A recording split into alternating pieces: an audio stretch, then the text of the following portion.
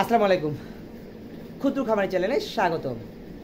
আশা করি ভালো আছেন, আমি ভালো আছি। স্কুল বন্ধ, তাই খামারের কাজে নেমে গেলাম পরিষ্কার পরিচ্ছন্নতার দিকে।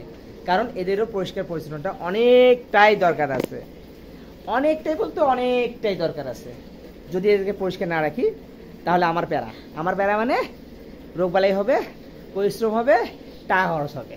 তাই পরিষ্কার পরিচ্ছন্নতা থাকুন, দেখবেন রোগবালাই হবে না, গরু ছাগলও ভালো থাকবে। আজকের ভিডিওটা অনেক গুরুত্বপূর্ণ, এই ক্ষুদ্র খামার চ্যানেলের মাধ্যমে আপনাদেরকে জানাই দেব।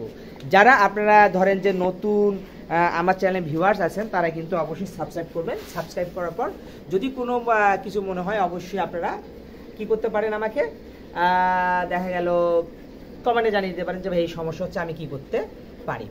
আসলে ভিউয়ার্স, এই বিষয়গুলো হচ্ছে অনেক গুরুত্বপূর্ণ বিষয়। তা হচ্ছে আমি কিন্তু এই যে এই গরুটা, তারপর হচ্ছে আমার ওই গরুটা, তারপর হচ্ছে আমার এই গরুটা, আল্লাহর রহমতে 3টা গরুই কিন্তু গাভীন। একটা 4.5 মাস, একটা 3.5 মাস, একটা 2 মাস।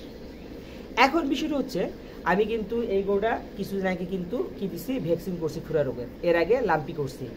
যাই হোক, আমি যে বিষয়টা আপনাদের সামনে তুলে ধরার জন্য চেষ্টা করলাম তা হচ্ছে কখনোই কিন্তু আপনাদের খামারে যে গরুগুলো আছে তাদেরকে ভ্যাকসিন দেওয়ার অভ্যাসে নিয়ে আসেন। যারা ভ্যাকসিন দেন না তারা ভ্যাকসিন দেন। কেন দেন আমি সেটা আপনাদের সামনে তুলে ধরতেছি। সাপোজ ভাই ধরেন আমার কিন্তু এটা সবচেয়ে বড় গরু, এটা বড় গরু। যাই হোক, এই গরুটাকে ধরেন আমি গতবার লাম্পিং করছি, তার কোনো কিছু এবার কোনো সমস্যা হয় নাই। আমার পিছনে দেখতে পাচ্ছেন সাদাটা, ওটা কিন্তু হয়েছিল, কিন্তু কোন দিক দিয়ে হয়েছে, কোন দিক দিয়ে গেছে টেরও পাইনি, 400 টাকার দিয়ে। আর এই যে দেখেন এই গরুটাকে সবগুলো দিয়েছি। আসলে ভ্যাকসিন দেওয়ার কার্যকারিতা কি জানেন? একটা ভ্যাকসিন 400 টাকা পড়তেছে লাম্পি, আর খুঁড়াই 250 টাকা। আপনার গরু যদি একটা লাম্পি হয় বা সবগুলারে হয়, হিসাব করেন তো ভাই পার গরু কত খরচ হয়।